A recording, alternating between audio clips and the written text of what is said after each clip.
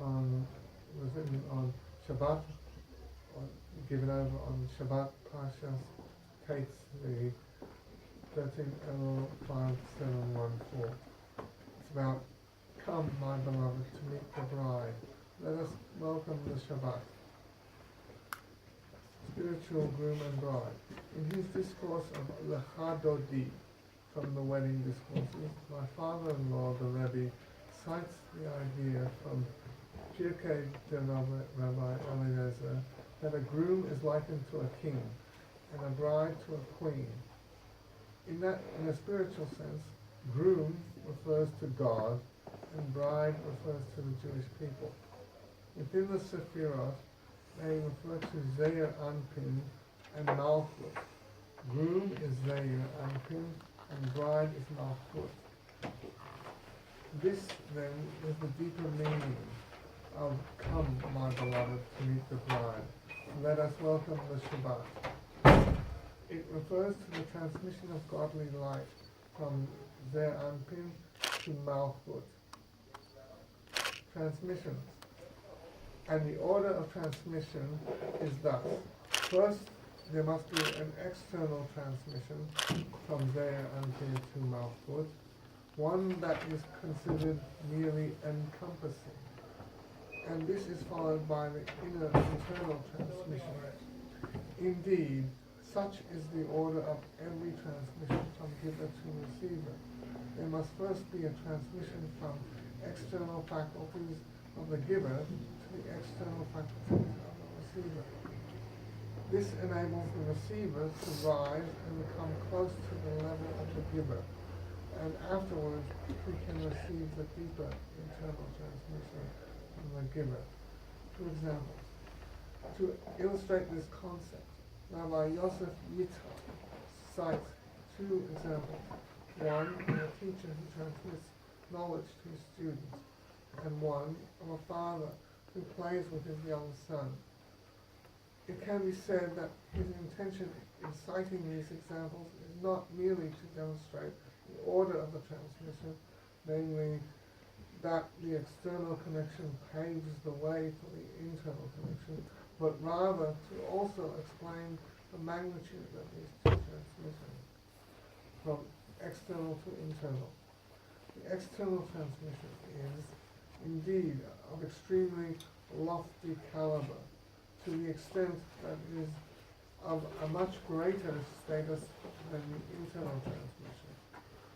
For the external transmission, which is a makif, transcends the recipient's capacity in contrast to an internal transmission, which is internalized by the recipient's capacity. Nevertheless, it merely paves the way for the inner transmission, for it is specifically through the internal transmission that one can reach an extremely greater status, one that transcends the realm of makif. Mystical kuppah. This is the meaning of, for over all the honor there will be a chuppah, canopy. The use of the word all here indicates that there are two kinds of honor encompassed by this clause: the honor of the groom and the honor of the bride.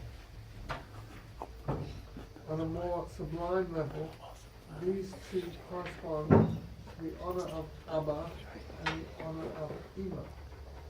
And through this honor that transcends both of these realms, the union of Abba and Ima can take place, as well as that of Zeir Anpin and Nukva.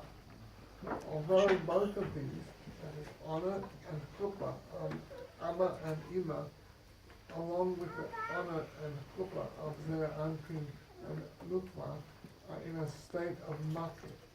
Nevertheless, it is a known fact that it is specifically through a union of Zeir Anpin and Nukva, which is an internal union, that the essence can be elicited. The first example we visited. Now, the first example is about the transmission from a teacher to a student. The order of this is, as our sages have related, that before Rabbah would open to begin teaching his students, he would make a humorous remark, which would cause his students to laugh. After that, he would sit in awe and open and begin his teaching. Humorous remark. This humorous remark, which may be categorized as a casual conversation of Torah sages, which must be learned and studied, is considered merely an external representation of the sage. However, this transmission paves the way for the internal transmission of his teaching, for it is specifically through this that the student's heart and mind will be open and receptive to the internal transmission. The story about Rabbi is first employed as an analogy by Rabbi Dovber, second Lubavitcher Rebbe, in Torah Chaim. However, in Torah Chaim, it is not cited as an analogy for the concept of Lecha Dodi. In the discourse entitled Simuchim La'ad 5680, the discourse delivered by Rabbi Shalom Dovber, fifth Lubavitcher Rebbe, on the occasion of his final birthday, 20 Maheshvan, in this world, it says that perhaps there is a connection between the concept of Rabbi humorous remark and that of Lecha Dodi. But in Lecha Dodi 5689, my father-in-law, the Rebbe, omitted the word perhaps and wrote it as obvious. Pure pleasure. Torah Chaim continues thereafter. The root of laughter is the soul's pure, indivisible pleasure. From this we infer that the root of the humorous remark, which is pure pleasure, is higher than the transmission of the subsequent teachings. For intellectual pleasure is a composite pleasure. However, the humorous remark, is only external, and it is through the internal transmission that one can reach an even loftier realm. Two pure pleasures. To explain, there are two levels of pure pleasure, one that can be felt and one that cannot be felt, an essence type of pleasure. But through internal transmission specifically, that is actual teachings, when a student receives internally, the essence type of pleasure that cannot be felt is in fact attainable. Thus our sages said, "From my students I learn more than from all the others."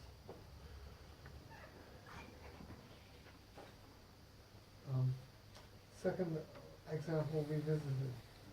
The second example is about a father who wishes to play with his very young son face to face. Since the child is small, the father must lower his hands, which are normally above the child's head, until they are underneath the child, pick up his young son so that he can play with him up close, face to face. Picking up the child is a completely external action and is only a prelude to the internal connection that follows, amusement, etc. Spiritual gain. This story is first employed as an analogy by Rabbi Doper, the Maggid of Medrash, in Or Torah, where there is an additional point not cited in the discourse by my father-in-law, the Rebbe. The young son plays with his father's beard. This playing alludes to the fact that the transmission of the makif, prior to the internal transmission, transcends Ishtalshelus. For a beard corresponds to the 13 garments of the beard, the 13 attributes of mercy that transcend Ishtalshelus. Nevertheless, there does exist some sense of relationship between them and Ishtalshelus. As the verse says, "Remember your mercies, for they are related to the worlds." This is why the attributes are called midos in Hebrew, a word that is etymologically related to medida, measure. In addition, it is known that hairs are merely a ray, eliciting essence. However, through the subsequent internal transmission, although of lesser quality than the makif, the essence which transcends the makif is elicited. This is similar to the discussion above in chapter 1 guarding advantage of the union of Ze'am and Malchut, which is an internal union, over the union of Abba and Ima, as the Tzimach Tzedek explained on a number of occasions.